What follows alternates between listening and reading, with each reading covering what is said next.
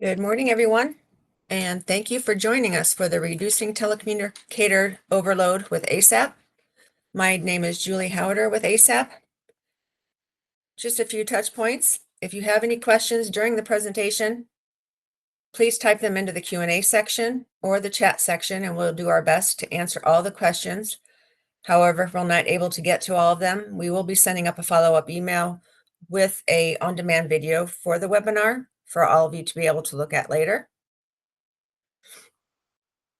Please mute yourself during the webinar or the call. And at this time, I would like to introduce our speakers. For today's webinar, we have Bob Finney, who is the Director of Communications Technology for the Collier County Sheriff's Office. And also joining us is Karen Carlson, the Vice President and General Manager of ASAP Service. Welcome, everyone, and Bob and Karen, the floor is yours. Thank you, Julie. And thank you everyone for joining us today for this webinar. I'm Karen Carlson, as Julie said, and I'm the Vice President and General Manager of the ASAP Services. I've been in and around public safety for more than three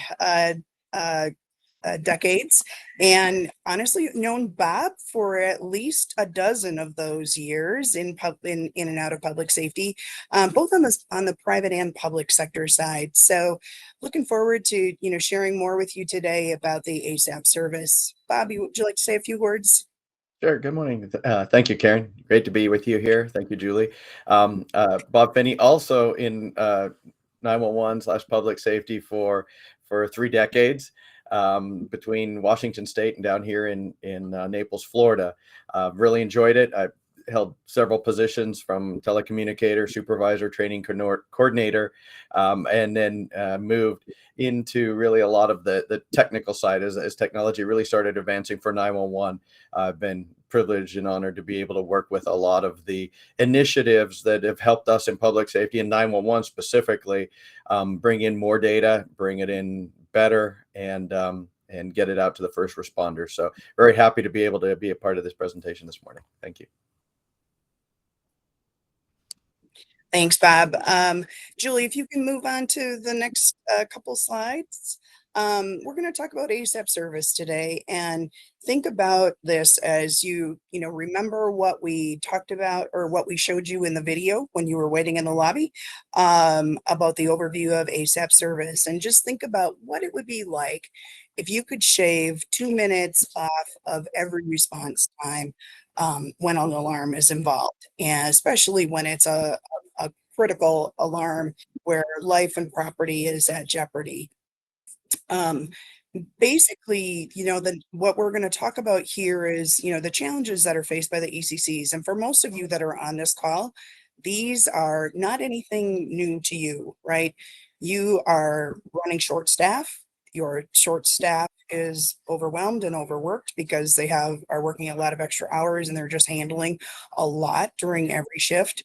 We're plagued with processes that are prone to error, right? We have to just transcribe in the ACC world. We have to transcribe everything as a voice call comes in, and everyone is dealing with budget issues across the board. So as a general or a national standard, 77% of the ECCs are below their authorized staffing levels. Of those, the understaffed is about 32%.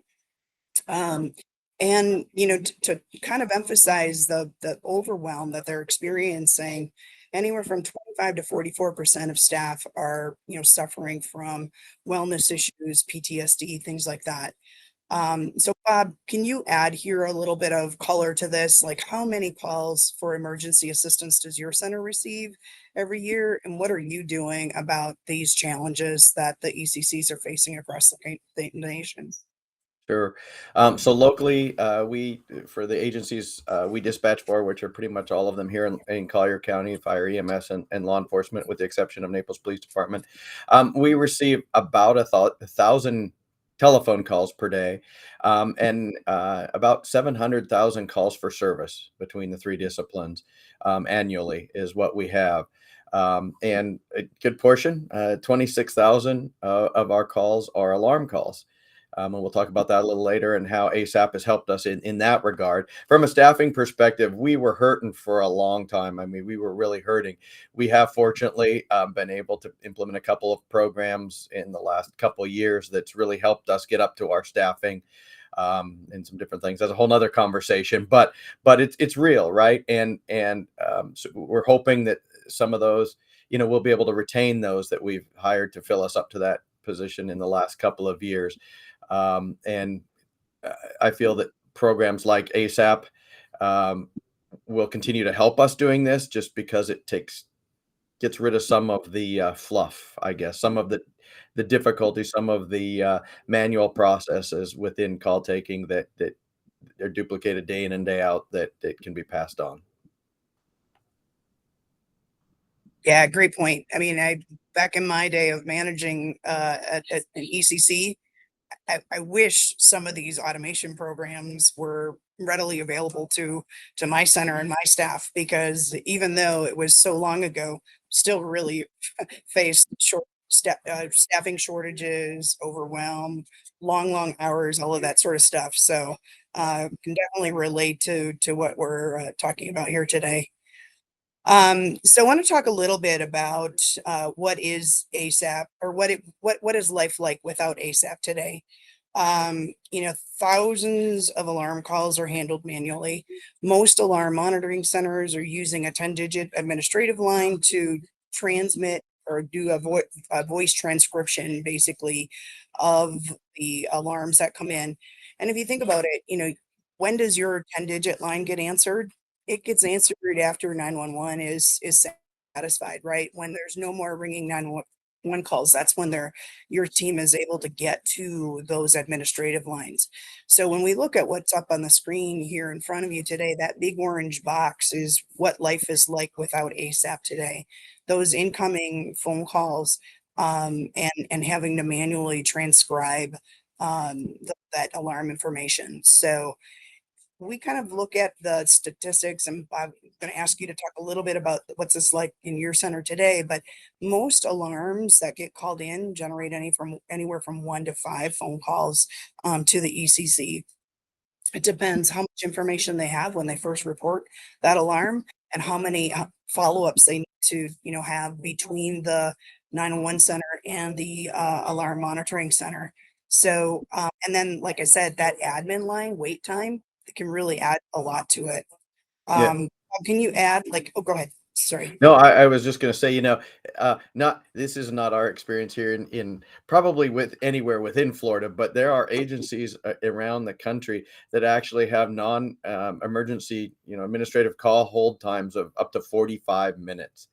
And you look at that in something like an active, active incident where alarm's been triggered, panic alarm, or or fire alarm for that matter, sitting in a call queue. I mean, and I've talked to some that worked on, in the monitoring centers, and it's just painful what some of them go through to have to do that. So to be able to get that call in and get that response, it truly does not just save time, but on those incidents where you need you need those responders on scene, it can make a huge difference. Like I say, I don't think we probably have anything like that in Florida, but I'm sure we have areas where call hold time within, the non-emergency queue can be exaggerated, especially during large impact events, right? When those are just kind of on the back burner, yet that those type of calls could add some perspective to some of the events that may be active going on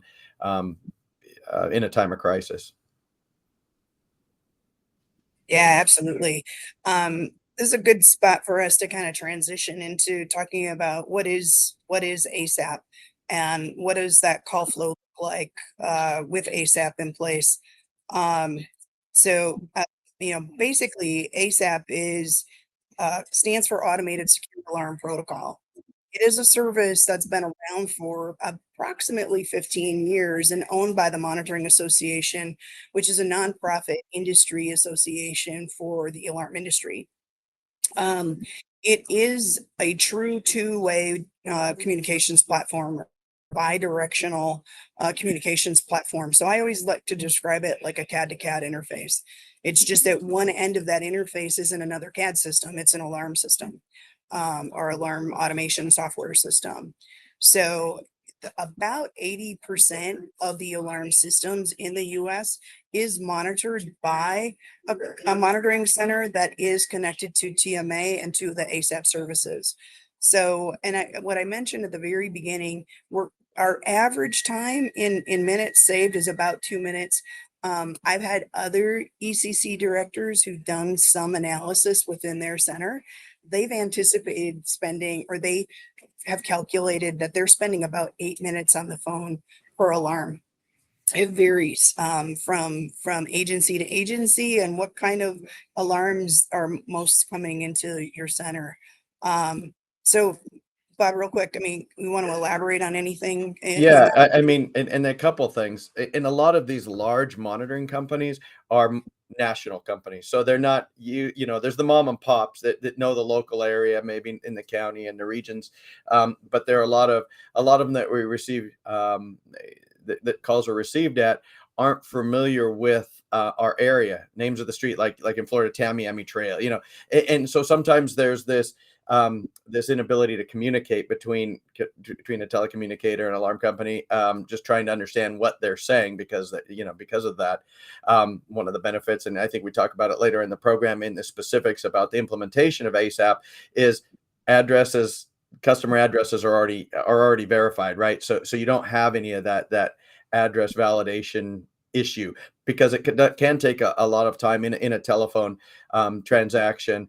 And then when you're talking about the telephone transactions, it's rare that it's just one phone call, right? I mean, oftentimes there's the initial call, but there's at least one call back oftentimes with key holder information. If there's something that the responders need to get additional communication, then there's additional back and forth. And so that can all start compounding the amount of time on the phone when dealing with an alarm.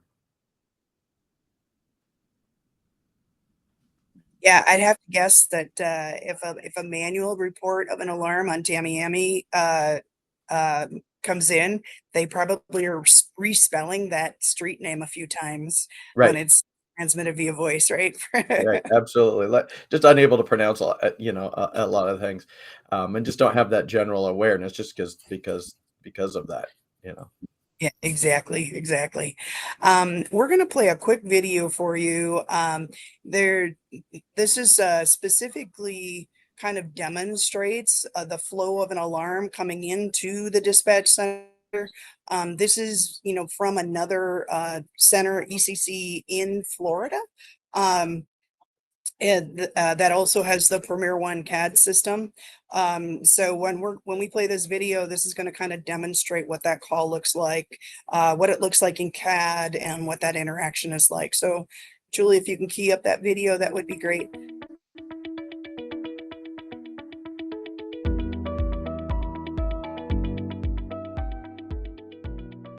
Today, we are going to demonstrate the effectiveness and efficiency of ASAP, the Automated Secure Alarm Protocol Service, or more commonly known as ASAP to the ECC.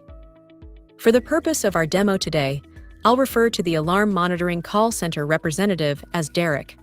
I'll also refer to the ECC telecommunicator assigned to dispatch law enforcement as Brandon. Brandon is currently attached to a live computer-aided dispatch, or CAD workstation, at the County Sheriff's Office in the vicinity of ECC 123. Derek, the Alarm Central Station operator, will now initiate a burglar alarm notification to ECC 123. The CAD system will receive the message, verify that the address is a valid address within ECC 123's response area, that the event type is a valid event type, and generate a call for service by adding an entry into the pending incidents window. The CAD system, in turn, sends a response back to the Alarm Central Station, letting them know that the call for service has been generated. Derek, did you receive an accept message from ECC 123? Yes, I did receive dispatch accept message sent to law enforcement dispatch queue. I do want to point out that it's the CAD system that accepts the alarm and sends the accept message to the alarm company, not the individual in control of the dispatch console. So, Brandon has selected the event for dispatch, with all the details about the alarm event appearing in the Work Assist window. Brandon, please scroll down so that we can see all the comments. Brandon will now dispatch a law enforcement unit to this alarm. The CAD will send a dispatch notification to the alarm company when the first unit has been dispatched.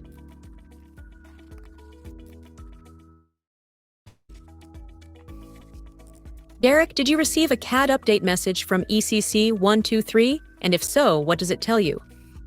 Yes, I just received a CAD update message. Unit has been dispatched. Brandon will now change the status of the law enforcement unit to arrived on scene. The CAD sends an arrival notification to the alarm company when the first unit has arrived on scene. Derek, have you received another CAD update message from ECC 123? And if so, what did it tell you? Yes, I've received another CAD update message. Unit has arrived at scene. In this scenario, the officers have checked the outside perimeter of the structure, but find no signs of forced entry or any unsecured doors and windows. A key holder will need to respond to allow officers to search the interior, as this could be a rooftop burglary. The telecommunicator assigned to the dispatch channel can initiate a message to the alarm company operator, as Brandon will do now, demonstrating by using 3 pound signs or hashtags, preceded by the message in the comments box. Note that this can also be done from the command line. The message is forwarded to the alarm company central station operator.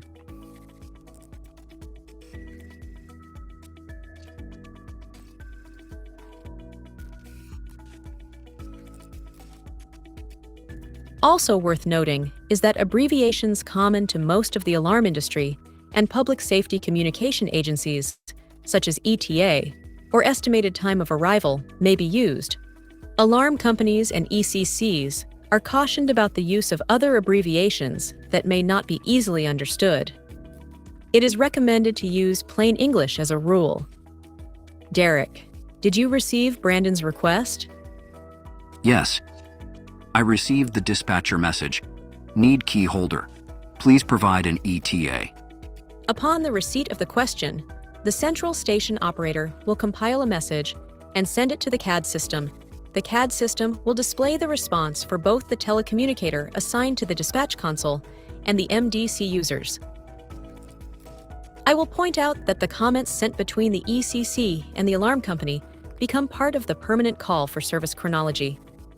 Alarm companies will not be provided any sensitive information in the call for service, only what was intentionally sent to the alarm company by the ECC staff.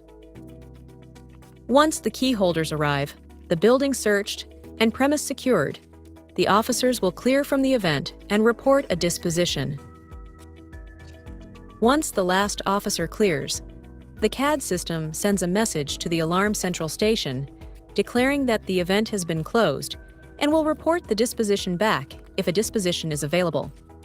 Derek should now receive this closure message and will tell us what the disposition was used to close the call. Okay, just received a CAD update. CAD incident closed. Disposition B, assistance rendered. We hope this video helped further the understanding of the ASAP service for emergency communication centers. For further discussion, contact info@asap911.org.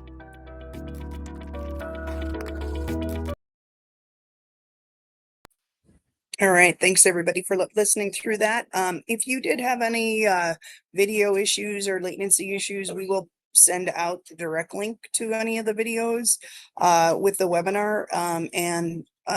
Julie's going to be bringing the PowerPoint back up with slides, but we're going to ask Bob to talk again about a little bit about his experience with ASAP since 2018. They're basically anything about their call volume. Sure. So again, we traditionally received somewhere around 26 to 27,000 alarm calls per year. So I get a hefty amount. I don't know how that compares with everyone else, with the other counties. But again, all those typically had come in through the regular non-emergency lines. So definitely a profound impact. That breaks down to about 22,000 2,200 alarm calls per month.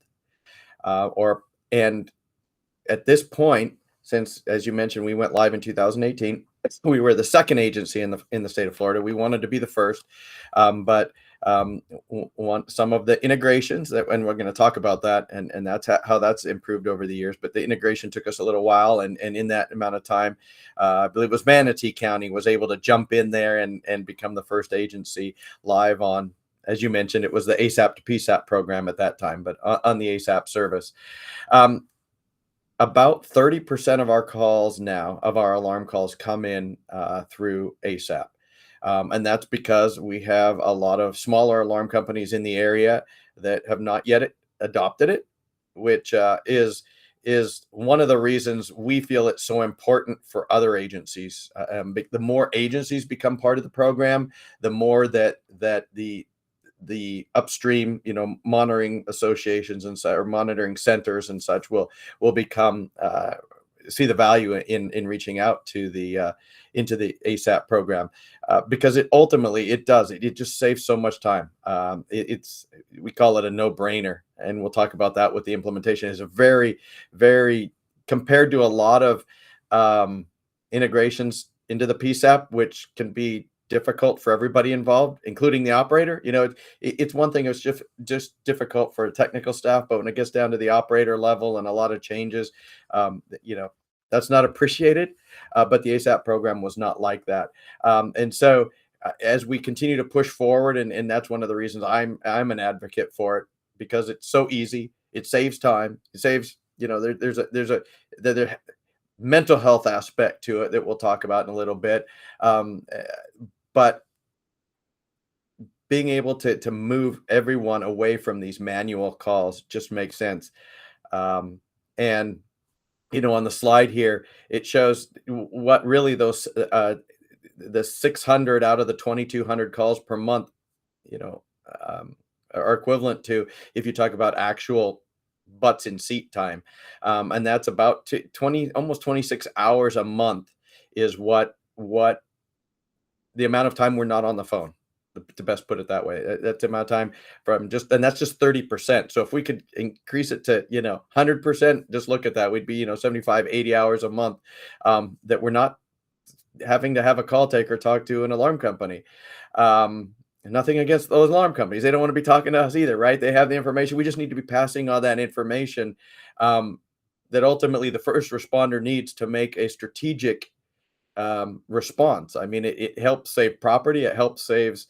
It provides a safer response ultimately for our fire and EMS responders, and even those in the streets, right? That they're in the traffic that they're trying to get through. If we can be able to get better situational awareness from that alarm, from that business, or from that residence into the laptops or the information for the first responders. And like I said, 12-hour shifts, 2 full 12-hour shifts per month was about 24 shifts annually right now. So really would love to bump that up and really enhance the service. And I think we're going to talk about, or I will talk about, the number of agencies. Right now, there's only about 10 agencies in the state of Florida. I mean, that's good because it took us a number of years to get here, to get to the 10 agencies. I'll mention some of them that are on the list, and they're all listed on the ASAP, on the TMA's website under the ASAP service. But I mean, Charlotte County's gone live on it. We are live on it. I mentioned Manatee County. Osceola County is in progress, I believe. Palm Beach County Sheriff's Office has went live, I think, last year. Pasco County's been on it. Riviera PD has been on it for a number of years as well. And as has Sarasota, Tampa, City of Tampa, Volusia, and West Palm Beach. So very, very good size agencies. There's some smaller agencies in there that, and as you talk about the implementation here in a couple of slides, it doesn't matter if you're a small agency. It's just as easy now getting set up as a large agency. So even if you're not receiving the volume of alarm calls that we're receiving here, it still makes sense. It's still, like I say, it's still a no-brainer to implement. Yeah, thanks, Bob. In addition, I wanted to just kind of add a little bit of additional color to your comment about the 30% of the alarms are going across the platform, and the others are going still the 10-digit line. You mentioned the mom and pops, but additionally, I mean, it was 2018, and not right now we're at 80% of the monitoring centers, but back in 2018 we weren't. So since that time, we've brought a lot of additional larger monitoring centers online. We just brought a major one online this year, which is a major portion of alarms in a lot of major metro areas. So we're bringing more monitoring centers back to the table and getting them onboarded. So your number is just going to keep going up. As you said, there's those 10 to 12 other agencies in Florida. We're doing that circle back and what we call re-engagement between the monitoring centers to keep bringing that volume up. Well, and you make a point there, Karen, if I may, that there's so much more that can be built upon this. I mean, not just the additional alarm companies, but additional services that, as our, I guess we call it part of the Internet of Things, and the ability to manage things, and things such as Alyssa's alert, and other either applications, or uh, in the case of Alyssa's alert, legislation. And not Alyssa's alert generally doesn't come in through ASAP unless it's a specific implementation that an agency were to have. But as technology begins to grow, once you have this is the bridge, right? The ASAP program service is really a bridge that once you build it, it's there. That pipe is there, so it doesn't even for example, when another alarm company comes on, it's not a huge lift. I mean, they validate addresses. There's, sign the paperwork, and it's basically done. And some other programs we'll talk about, and some other moves that are being made within electronic notifications, I'll just call it that right now, we'll be able to benefit from the ASAP service. So you're really building a foundation to build on as additional data that needs to get into the ECC is out there in the wild, so to speak. Yeah, that's it. Great extra points there, clarifications, Bob. It's also a really good segue into what's super exciting about where we're taking the technology, the ASAP technology now. So a couple months ago, we launched that ASAP is now in the AWS GovCloud. So historically, ASAP has existed inside of the NLETS data center. We now have an additional broker that sits inside of the AWS GovCloud. So because it's in GovCloud, it's completely CJIS compliant and meets those CJIS security requirements. The biggest thing that I think this enables is now it enables agencies or ECCs to be able to do a direct connect between their CAD and the AWS GovCloud broker. One more thing, though, when Bob was talking about situational awareness for their first responders, this also enables the ability for the monitoring center to send things that they can't do via voice, right? Audio files, video files, photos, building pre-plans or evacuation plans. Those now can all be digitally transmitted from the monitoring center to the ECC. Also, we now can support all types of ECCs, police, fire, EMS, and private security agencies as well.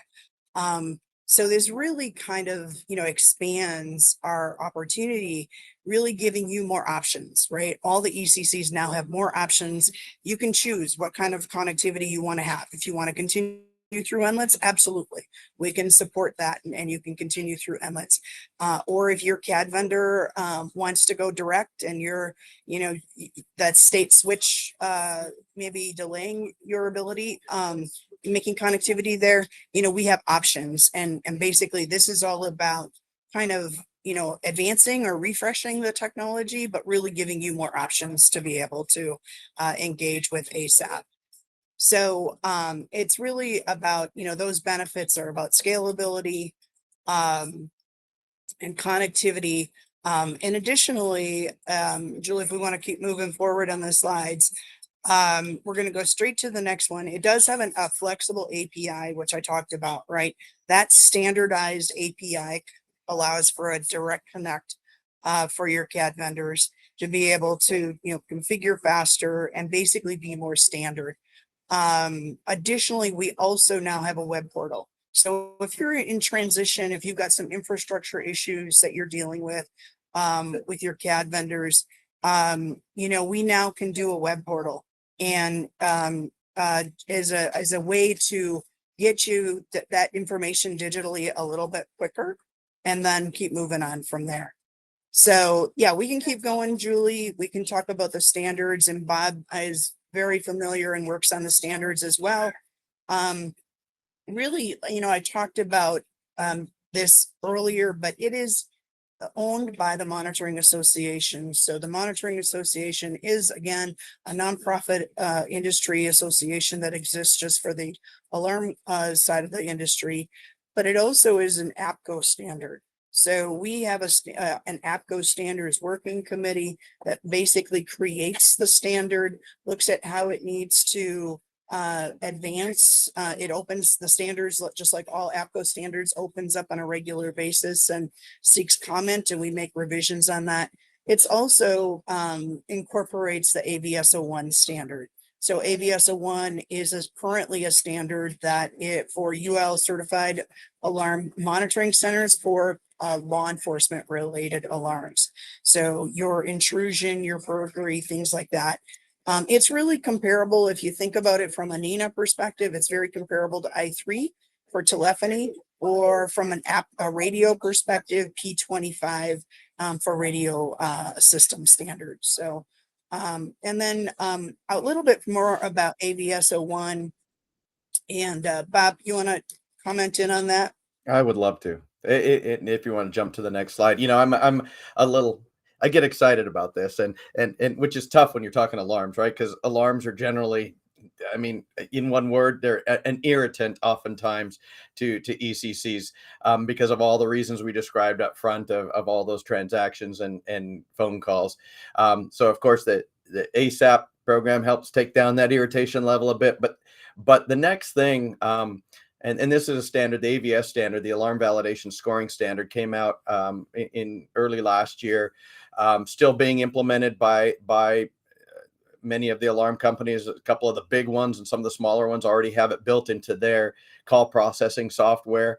But this information gets passed through ASAP. And what is it? So historically, we've had the problem with, 99% of the alarms, or somewhere between 98-99% of the alarms are generally false alarms. So how do you fix that? So what, and there's a group it's called PPVAR, the Partnership for Priority and Verified Alarm Response, which is a partnership between public safety agencies, ECC, fire departments, police department, sheriff's offices, and then the alarm folks, from monitoring to those that write their software, etc. Is like, how can we, using much better technology, when you look at the alarm technology, it's not just window sensors and door sensors anymore. I mean, there's so much out there, from cameras and audio and systems that recognize based on Bluetooth who's in the residence and if it's somebody that's normally there or not, all kinds of information. But why is it, we often get the same alarm of, zone Z has an alarm and there's no additional information. So what's been done with the alarm validation scoring standard is, now there's 4 levels, as you see there, the scoring in the middle. Actually, there's 5. Level 0 means the alarm company does not dispatch. There's a movement within the alarm industry to move towards 0. And what I mean by that is, if they can get it to where there's no dispatch, that's where they want to be. But if you look at the level 3 and 4, let me back up. Level 1 is typically the same alarm we get today, traditionally. Level 2 is, hey, we've got an alarm, but there is a human on site. Don't know if they should be there or not. But where the changes can be made are that level 3 and level 4. Level 3, it means that there's an alarm. If they call and say, I've got a commercial burglary level 3 alarm, what that means is they can based on the technology on site, validate that something's going on that property involving humans, whether they've broken a window, they're painting, graffiti, something, there's a threat to the property. And even more so, level 4, which is a confirmed threat to life, firearm scene, something like that. And so what the alarm company industry is trying to do, and a lot of that with the help of PPVAR, is instead of having 99% false alarm, get a level of 3 and 4 where there's a 95% probability that something's going on, even level 3 or 4, threat to property or threat to life. And I think that's exciting, because then we'll have much more situational awareness, and some of that, the callousness, I guess, that we have oftentimes in responding to alarms, because we're expecting it to be nothing. With those levels and 3s and 4s, we can respond knowing that more than likely something's going on. And we're responding, especially in law enforcement, we're looking at different ways of responding, right? I mean, whether it's drone as first responder, the way we send out resources. We have to be much more responsible in sending law enforcement to incidents and being prepared for incidents. But just also, again, I don't know if everybody has traffic as bad as in Naples during season, but just, even more responsibly using our resources in responding to incidents, if they're not rated at a high level. And obviously, these scoring metrics will push all the alarm industry to move to higher, better probability. But there's work on other standards now building on, whether it's active threat notification is another one that's undergoing review now.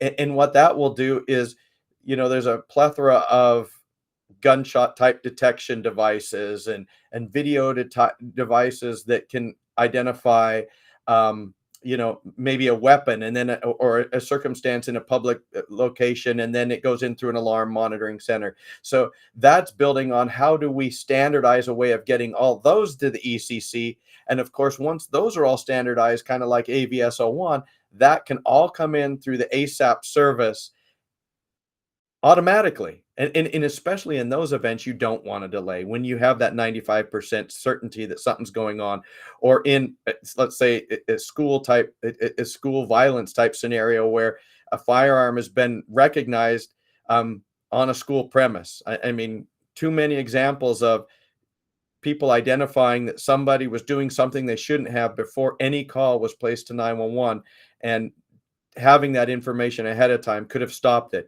And if we have that information, and hey, it's not going into a 10-digit number, it's going straight into the CAD system. Like I say, that's why I'm excited about this, because we're building something that is going to really, really benefit us in the long run here, ECCs and our public safety response agencies. Sorry, I get really excited about that because it's come a long way, and working with the different groups in some of the work groups putting together this standard. It's alarms. Like both you and I have said, Karen, we've been in this for 30 years, and I'll tell you what, 30 years ago, I mean, other than we had alarms coming in on actual panels in the ECC. In addition to the 10-digit calls, they haven't changed for 30 years. And so now getting to a point where finally we're taking advantage of the new technology, this is great. Yeah, definitely. And I want to kind of ask you to clarify one thing when you were talking about it coming into the CAD system. One of the things we're working on with the standards body, right, is to get that severity level to come in as its own field, so then it can automatically change your response to an incident. So you want to touch on that just a little bit? Right. And this is also a benefit in those that are actually looking at implementation now, because the standard now, and it's going, the AVS, or I'm sorry, the ASAP standard is going through a review now.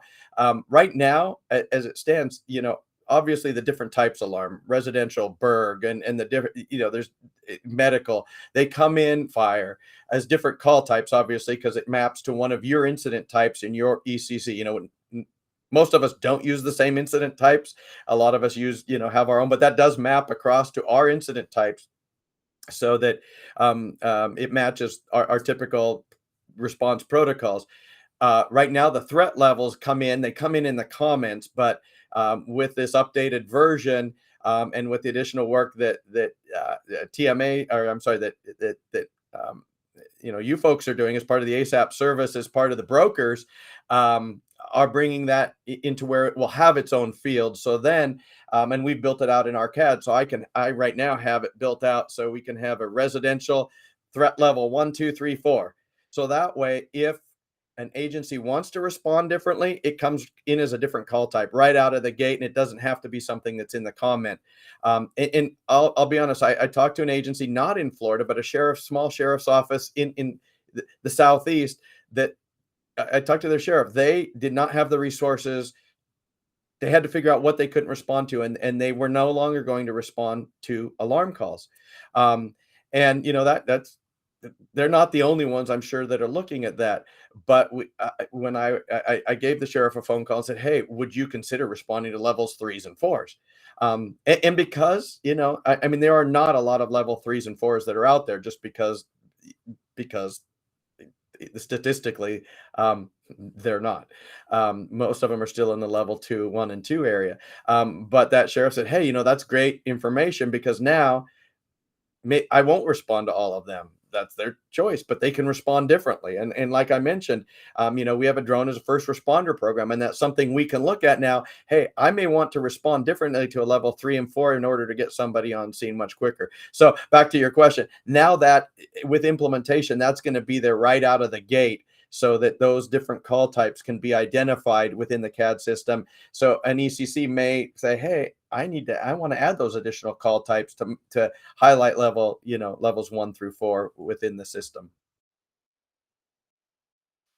Yeah, great information there for everybody here. And speaking of implementation, so some of you they're new to ASAP. You're probably wondering, what do I need to do, right? What do I need to do to get involved with ASAP?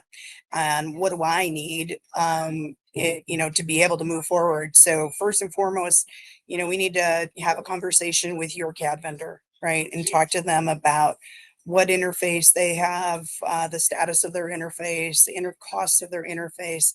That's something that you can start, but if you need some assistance with that, we definitely have a lot of relationships with the existing CAD vendors.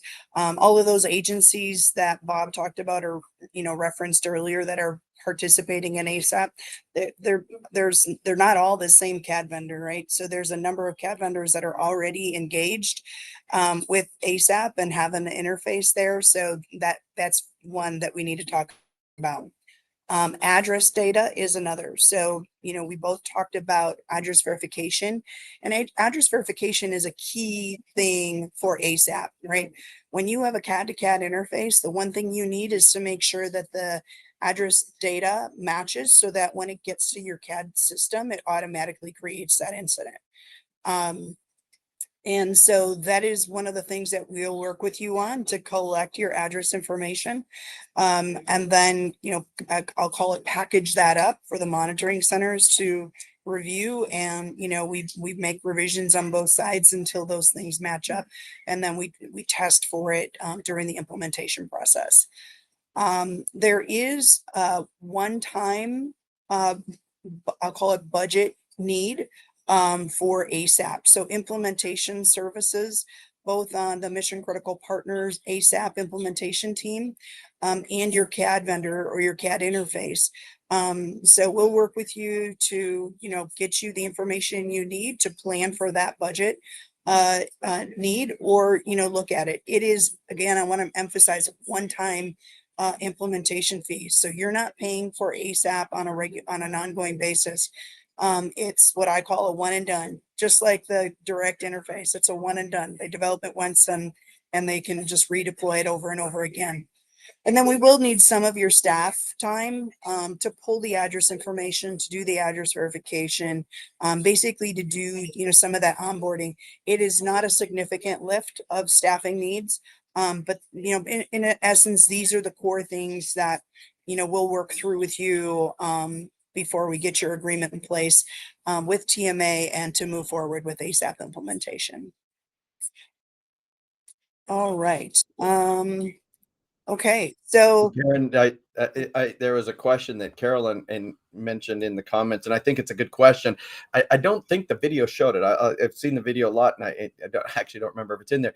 But she asked how are updates handled, and assuming she's talking about the updates of an alarm through a particular incident that comes through. Versus a CAD or ASAP update. She'll have to correct me if I'm going down the wrong path, but that's one of the nice things is when there's an incident created. Let's say you have a fire incident, alarm comes through. Your agency can set up a communications path between the CAD system and the monitoring, that particular monitoring company, and we have it set up within Collier. It's a triple hashtag or triple pound sign, as they used to be known, right? Pound sign, pound sign, pound sign. And then whatever's after that goes back to the alarm company. And one of the benefits of that is even from the responder in the field from their mobile data terminal, if they have a question for the alarm company or want to pass information on, they can just message right back directly, and it doesn't even have to go through dispatch. It's captured within the call comments, but that triple hashtag identifies that as text that needs to go back to the alarm company, and then they can respond back and forth. I see Carolyn's a current customer, and glad to hear that. And the most up-to-date platform, I guess, is so I may have gone in the wrong direction, Karen, but maybe you want to respond to that as far as the version and etc. Yeah, definitely. So I'm gonna take, Carolyn, your question into two directions to make sure I cover both of them. So one, if you have a change of CAD or a CAD refresh, if you have a CAD refresh and it's the same CAD vendor, they're basically they're handling all of that when they upgrade your CAD. If you go to a new CAD vendor, we do have to do address verification again with that new CAD. However, if you're using the same geo database or the same addressing database, that lift it can be very minimal. But we'll work through that for you. When there are additional addresses that come in, so you've expanded your jurisdiction, what basically happens is that the alarm monitoring centers are notified that you have this new jurisdiction. They'll have new clients within your jurisdiction, and then they do I'll call it an on-demand address verification of any of those new addresses to ASAP in order to ensure that those alarm addresses are going through the platform, and any alarms within that jurisdiction are going through the platform. When the broker gets updated or when the standard gets updated, really that implementation changes are handled between the CAD vendors and the alarm monitoring automation software vendors. So as Bob mentioned, there is a new standard that's being worked on. One of the things we're going to be talking about is, implementation guidelines. So those things are really worked out between those software vendors with behind the scenes. So there should be low to no impact for you, except for getting an announcement from your CAD vendor with how they're going to deal with or handle changes in the platform and implementation. For example, when we talked about that severity level, that AVS01 severity level coming through as a separate field, you'll get an announcement that says, hey, this is how you're going to handle that. And now, as we're involved in this in our dedicated support team, we send out information to the live ECCs and the live monitoring centers as well on a regular basis. Carolyn, because you are an existing ECC, if you're not getting those today, please ping me offline and I'll make sure that you get pulled into that communication loop, so you're always getting that updated information. Okay, I did address a lot of the questions in line that came in along the way. If there's any additional information that anyone wants on those comments or questions throughout, please, type another question into the Q&A. Otherwise, we're open for Q&A at this time, and feel free to ask anything of Bob or myself.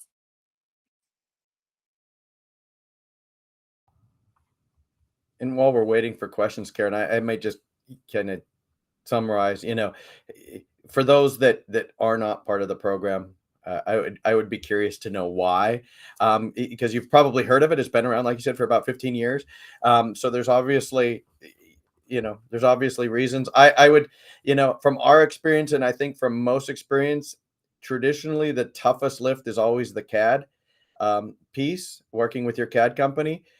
But and that was, like I said, that was what delayed us. But since then, once that CAD provider has done it, then it becomes kind of routine, and should be easier. So now at this point where we are, unless it's a brand new CAD company, they've probably already done it, right? Others, I think we're probably, even though the NLETS network is and within the state of Florida, even fire agencies could use NLETS for, again, because, and I say that because NLETS is criminal justice, right? Law enforcement. So generally, every law enforcement agency is already connected to NLETS through FCIC. But some of the hesitation may have been for specifically EMS and fire agencies not wanting or not thinking that they could become part of that network, and so that. The fact that the service is now available in AWS, I mean, we still have it through NLETS, through the state switch ourselves, but I'm sure that will make it so much easier for everyone else. And again, just the ease with which it is implemented. If you're afraid, oh, it's going to be more work, I don't have the time, and my dispatchers, we're going to change something, and there's another change they're gonna hate me for. It's really transparent. I mean, in that the work that you mentioned is behind the scenes. And the next thing you know, I mean, it's really like a 15-minute training. Hey, an alarm company comes in, and in our case, it says, it's like, it appears in the CAD like a CAD to CAD interface. It says foreign CAD. It's like, hey, if you get something that says foreign CAD, not 911, not admin, not field initiated, that means it's coming in from ASAP. And this is how you message back. I mean, it's so simple. It's so simple to the end users, and that's, so don't think that, oh, I can't do it because everybody's gonna, they're gonna fire me or hate me for this new technology. So just have to say that. Great. Thank you, Bob. All right. Doesn't look like we have any additional questions, but again, if you want to follow up with us, feel free to email us directly or use the info@asap911.org. Bob, thanks so much for your time today. And thank you all for attending. Thanks for the invitation, and I really enjoyed it. Thanks, Karen. Good to see you again. All right. Take care, everybody.